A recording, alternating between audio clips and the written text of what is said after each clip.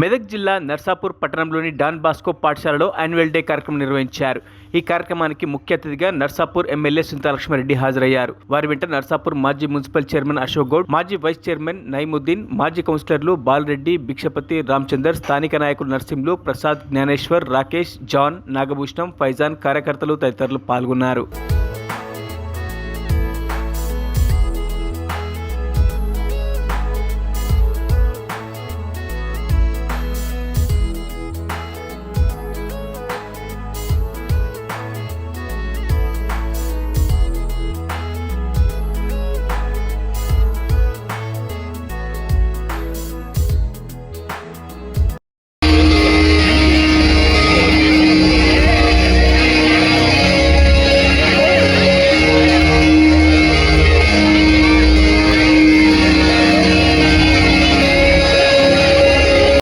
మరిన్ని అప్డేట్స్ కోసం మా ఛానల్ని సబ్స్క్రైబ్ చేయండి.